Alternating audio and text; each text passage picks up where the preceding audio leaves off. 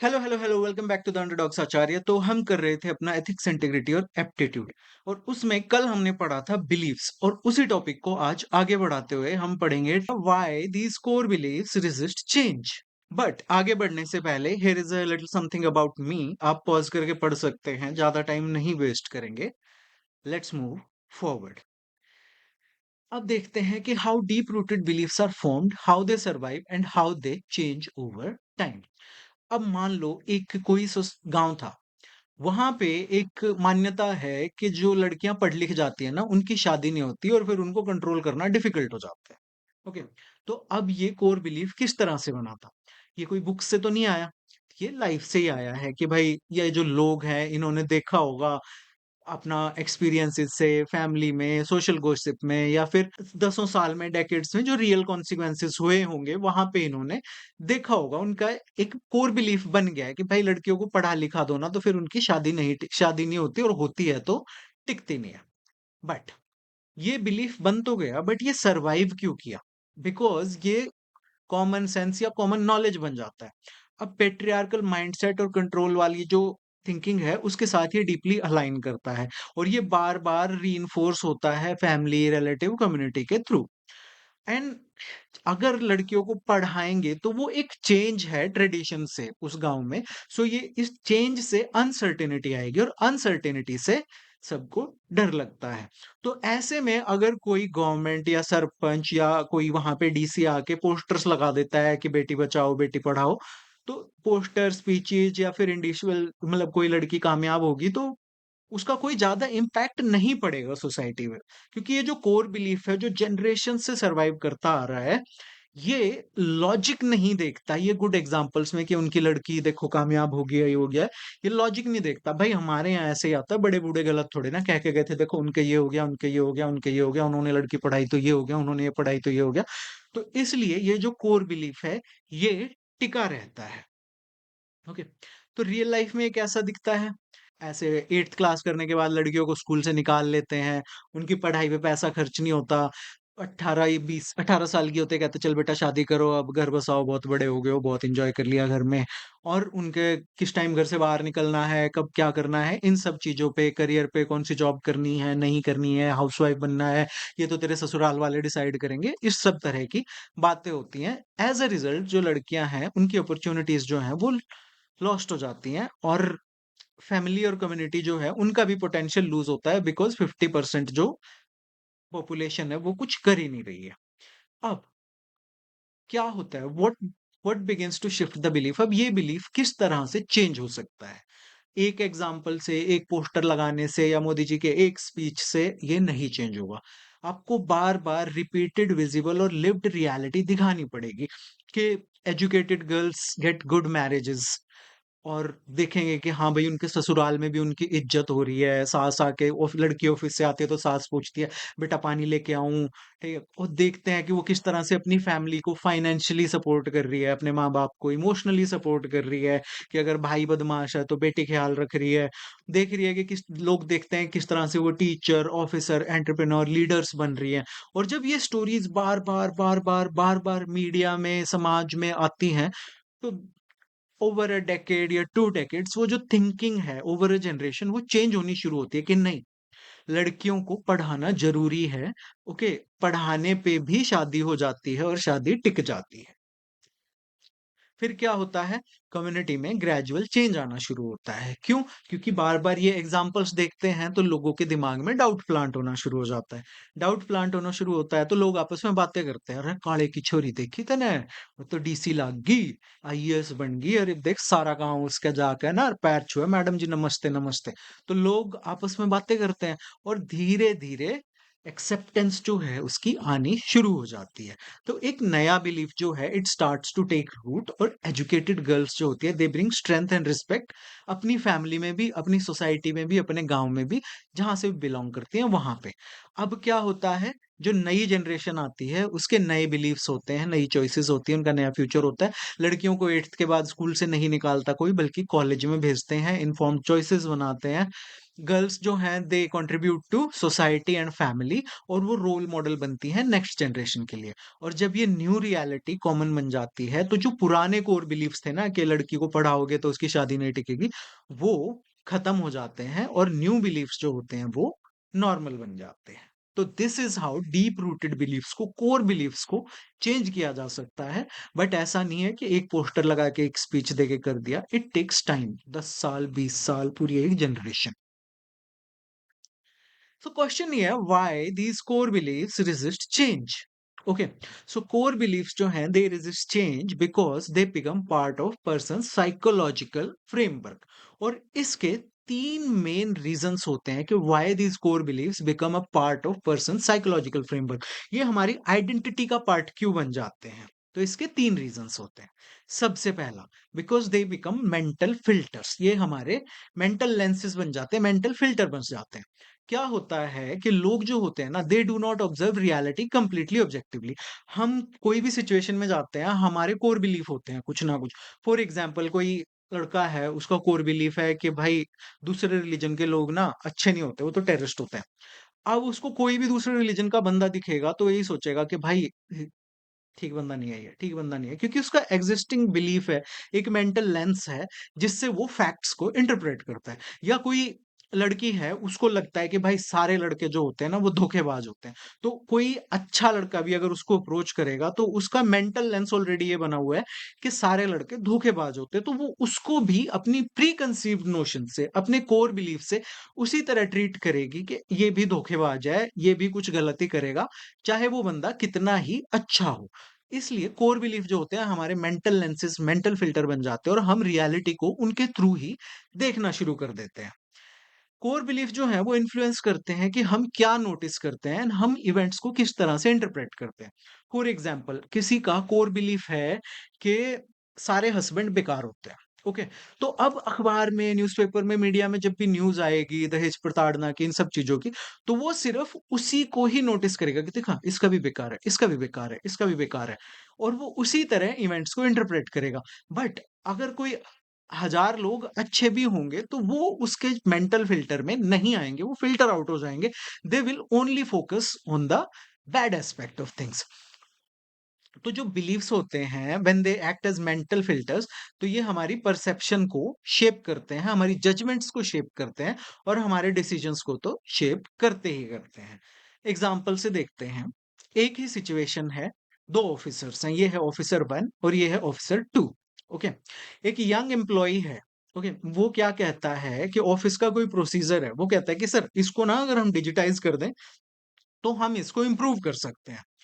तो जो ऑफिसर है वो कहता है कि ये कितना इर्रेस्पॉन्सिबल है, कल का नया नया लड़का आया, हमको सिखाने चला है, सिस्टम को डिसरिस्पेक्ट कर रहा है, इसको पता नहीं है कि ये जब डायपर में था तब से ये ऐसे ही होता आ रहा है। और ये ऑफिसर बी है जो ये सोचता है कि भाई नया लड़का है, इनोवेटिव है, इसको नॉलेज है नई टेक्नोलॉजीज की, and he is trying to bring new ideas. Okay, पहले वाला इसको अनडिसिप्लिन्ड कहता है और दूसरा इसको कहता है कि you you have creative thinking. क्या हुआ, दोनों के कोर बिलीफ्स अलग थे, दोनों ऑफिसर्स के।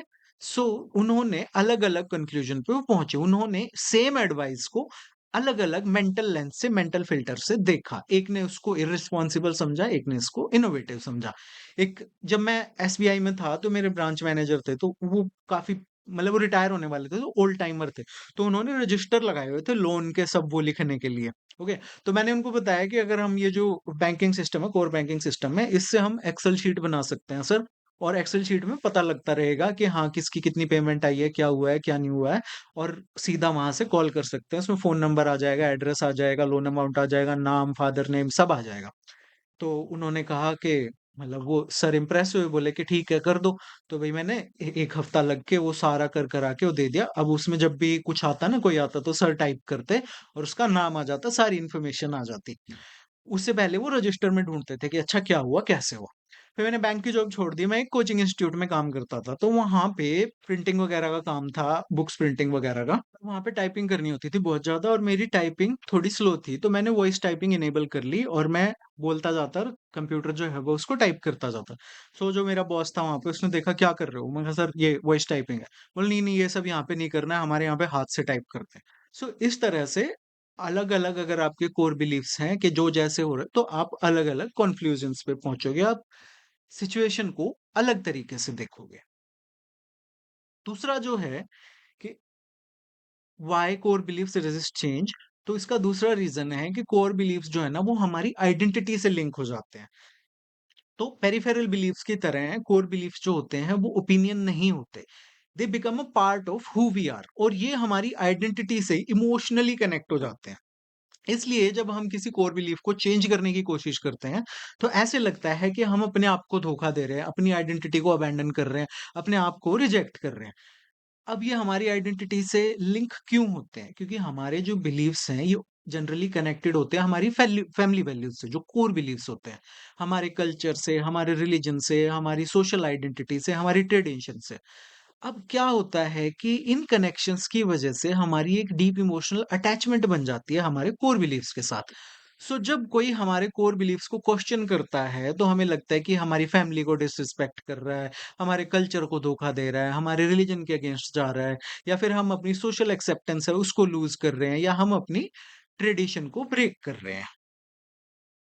फॉर एग्जाम्पल कोई लड़की अपने ससुराल जाती है, वहां पे उसकी सास कहती है कि हम तो ऐसे खाना नहीं बनाते, ऐसे खाना बनाते हैं। वो कहती है मेरी मम्मी तो ऐसे बनाती थी, कहती नहीं ऐसे, तो उसकी सास कहती नहीं ऐसे अच्छा टेस्ट आता है।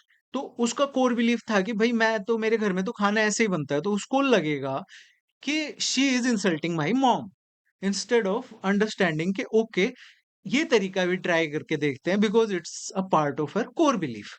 Okay, so that is how we have a deep emotional attachment और ये हमारी आइडेंटिटी का पार्ट बन जाते हैं। अब ये कोई लड़का है, ओके, इसको बचपन से ही सिखाया जा रहा है कि भाई हमारी जात है ना, हमारी जाति के लोग सबसे सुपीरियर होते हैं।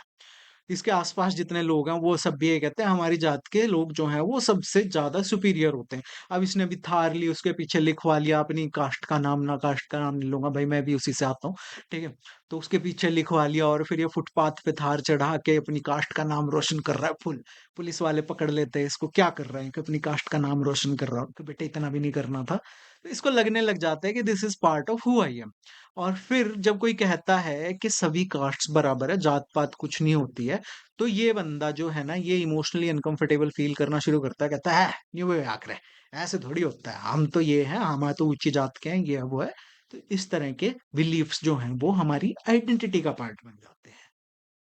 ओके, तीसरा है इनको चेंज करना क्यों मुश्किल होता है, बिकॉज कोर बिलीफ्स जो है ना वो एविडेंस को सिलेक्टिवली अब्सॉर्ब करते हैं। तो जो कोर बिलीफ्स होते हैं वो मैग्नेट्स की तरह काम करते हैं। मैग्नेट जैसे सिर्फ लोहे को या फेरोमैग्नेटिक मटेरियल्स को खींचता है, उसी तरह जो कोर बिलीफ्स होते हैं ना वो सिर्फ उसी एविडेंस को अपनी तरफ खींचते हैं, उसी से एग्री करते हैं जो उनके फेवर में होता है। और जो उनके फेवर में नहीं होता या जो उसको कॉन्ट्राडिक्ट करता है, ये उसको इग्नोर कर देते हैं। अब इससे क्या होता है कि ये जो बिलीफ्स होते हैं ये अपने आप को प्रोटेक्ट कर पाते हैं और ये बदलते नहीं हैं। जैसा कि मैंने आपको बताया था बीजेपी कांग्रेस वाले एग्जाम्पल में। अब मान लो एक बंदा है, उसका बिलीफ है कि भाई सारे पॉलिटिशियन करप्ट होते हैं। अब न्यूज में आएगा कि ये पॉलिटिशियन पकड़ा गया भाई स्कैंडल में, तो कहेगा देखा सही कह रहा था ना मैं। अब एक और न्यूज आई, उसमें आया कि पॉलिटिशियन ने जो एक्सेस सैलरी थी वो रिटर्न कर दी और एजुकेशन इनिशिएटिव के लिए अपनी सैलरी डोनेट कर दी, तो ये कहेगा कि इज जस्ट एन एक्सेप्शन, बाकी तो सब करप्ट ही होते हैं। तो अब क्या होता है कि इसमें काम कैसे करता है कि इट अट्रैक्ट्स कंफर्मिंग एविडेंस कि हाँ सारे पॉलिटिशियन करप्ट हैं, और कॉन्ट्राडिक्टरी एविडेंस था कि भाई उसने किसी अच्छे काम के लिए अपनी सैलरी डोनेट की, उसको ये इग्नोर कर देता है। तो इससे क्या होता है कि इसका जो बिलीफ है वो अपने आप को चेंज से बचाता है, और जो बिलीफ है it remains intact no matter what happens. Okay, so क्या होता है कि माइंड जो है वो सपोर्टिंग एविडेंस को ज्यादा वैल्यू देता है, और जो कॉन्ट्राडिक्टरी एविडेंस होता है उसको कोई ना कोई एक्सक्यूज देके दूर कर देता है। ओके, रियल लाइफ एग्जांपल देखो, ये एक आईएएस ऑफिसर हैं, इनका नाम है चंचल राणा। ओके, तो ये बलांगीर डिस्ट्रिक्ट है उड़ीसा में, ये इन्होंने वहां पे कोर जो बिलीफ वहां पे बलंगीर डिस्ट्रिक्ट में क्या होता था, जो ट्रांसजेंडर कम्युनिटी थी ना, उनको बहुत ही डीप रूटेड एक डिस्क्रिमिनेशन का सामना करना पड़ता था, सिर्फ जनरल पब्लिक से ही नहीं, वहाँ की लोकल एडमिनिस्ट्रेशन से। लोग मानते थे कि भाई ये ट्रांसजेंडर जो हैं, ये कर्स्ड हैं, ये इमोरल हैं, ये नॉर्मल सोसाइटी में रहने के लायक नहीं है। इसलिए इनको अवॉइड करना चाहिए और इनको सिर्फ भिखारी या फिर शादियों में डांस-वांस करने के लिए ही काम मिलना चाहिए और कोई काम मिलना नहीं मिलना चाहिए। मेनस्ट्रीम सोसाइटी या इकोनॉमिक लाइफ में इनका कोई काम नहीं है। तो और ये जो ओपिनियंस थे ना, ये जो बिलीफ थे, ये कोई पेरिफेरल बिलीफ नहीं थे कि इनको एक पोस्टर लगा के चेंज किया जा सके। ये कोर बिलीफ थे उस सोसाइटी के, जो कि जनरेशन दर जनरेशन जो डायरेक्ट लिव्ड एक्सपीरियंस थे वहाँ के लोगों के, वहाँ की फैमिली कंडीशनिंग थी, जो कल्चरल स्टोरीज थी, उनसे बने हुए थे। और लोग जो है वो रेयरली ही ट्रांसजेंडर इंडिविजुअल्स से तमीज़ से, डिग्निटी से, नॉर्मलसी से इंटरैक्ट करते थे। अब ये जो आईएएस थे चंचल राणा, जब ये वहाँ पे गए तो इन्होंने ये वर्कशॉप्स, पोस्टर लगाना, अवेयरनेस कैंपेन्स, इन सब पे डिपेंड करने की बजाय इन्होंने एक सस्टेन्ड मल्टी ईयर अप्रोच जो है वो स्टार्ट की। इन्होंने क्या किया कि एक डायरेक्ट एक्सपोज़र एंड इंक्लूजन वाला स्टेप लिया और इन्होंने जो ट्रांसजेंडर लोग हैं, उनको गवर्नमेंट प्रोग्राम्स में विजिबल रोल्स देने शुरू किए डिस्ट्रिक्ट इवेंट्स में, और उनकी जो education, skill training, livelihood opportunities हैं, उनके उनमें जो उनकी एक्सेस थी कि हाँ, इनको भी एडमिशन मिलना चाहिए, वो सब इन्होंने एंश्योर किया। फिर उसके बाद जो लोकल ऑफिशियल्स थे, जो कम्युनिटी लीडर्स थे, उनको एनकरेज किया गया कि वो आके ट्रांसजेंडर लोगों से पब्लिकली इंटरेक्ट करें। और एडमिनिस्ट्रेशन ने ऐसे प्लेटफॉर्म्स बनाए, तैयार किए, जहाँ पे जो ट्रांसजेंडर इंडिविजुअल हैं, वो अपनी कॉम्पिटेंस दिखा सकें एजुकेशन में, स्किल में, इन सब चीज़ों में, और दिखा सकें कि हम भी नॉर्मल ह्यूमन बीइंग्स ही हैं। तो इससे क्या हुआ, एक सोशल प्रूफ क्रिएट हुआ और एंडोर्समेंट मिला इस आइडिया को कि transgender should not be discriminated against, they are also normal human beings. अब क्या हुआ इसके बाद, ये जो इनका फोकस था ना, इन्होंने इनको प्रैक्टिकल हेल्प दी, मतलब अपने इस फोकस में हाउसिंग दी, जॉब्स और सेल्फ हेल्प ग्रुप्स में इनको इंटीग्रेट किया, ताकि लोग पॉजिटिव आउटकम्स देख सके अपनी खुद की आंखों से। ओवर टाइम, जब ये कोई एक महीने का प्रोग्राम नहीं था, ये कंसिस्टेंट एफर्ट था ओवर द ईयर्स। और इसकी वजह से जो पुराने जो कोर बिलीफ थे ना लोगों के, वो धीरे धीरे डाइल्यूट होने शुरू हुए रिगार्डिंग ट्रांसजेंडर पीपल। तो इसका आउटकम क्या हुआ कि लोगों का जो कोर बिलीफ था ना, उसमें शिफ्ट आना शुरू हुआ। तो ओवर टाइम जो ट्रांसजेंडर कम्युनिटी थी, लोगों ने उसे ऐसे मतलब पहले की तरह देखना बंद कर दिया और एक रिस्पेक्ट से देखना शुरू किया कि हाँ, ये भी कैपेबल इंडिविजुअल्स हैं, जिनको रिस्पेक्ट मिलनी चाहिए, जिनको अपॉर्चुनिटीज मिलनी चाहिए। उनकी फैमिलीज, उनके नेबर्स, उन सब ने ट्रांसजेंडर्स के प्रति अपना बिहेवियर चेंज करना शुरू किया, जब उन्होंने डिफरेंट रिजल्ट्स विटनेस किए कि हाँ, किस तरह से भाई ये भी हमारे जैसे ही लोग हैं, जस्ट ओके। और इस तरह से उनका सक्सेसफुल इंटीग्रेशन और इकोनॉमिक कंट्रीब्यूशन सोसाइटी में इंश्योर हुआ। इस तरह से जो डिस्ट्रिक्ट था, it moved from deep exclusion of transgender people towards a model of inclusion. तो इस तरह से आप जो हैं कोर बिलीफ्स को सिर्फ स्लोगन्स या इन सब चीजों से नहीं चेंज कर सकते। You have to give in persistent long term efforts, okay, उसको चेंज करने के। और ये बहुत अच्छी केस स्टडी है, आप इसको मेंशन कर सकते हो, केस स्टडी लिखते टाइम भी आप इसको इसमें से अपना आंसर बना सकते हो। इस लेक्चर की पीडीएफ तुम्हें यहाँ से मिलेगी, लिंक मैंने डिस्क्रिप्शन में भी दिया है टेलीग्राम चैनल का। और my name is Ravnup Singh, you are watching my Underdogs Acharya. Like करो, शेयर करो, सब्सक्राइब करो, नोटिफिकेशन आइकन दबा दो, अपने दोस्तों को भी शेयर कर दो, थोड़ा मेरा भी भला हो जाएगा। Thank you, have a great day, do not quit.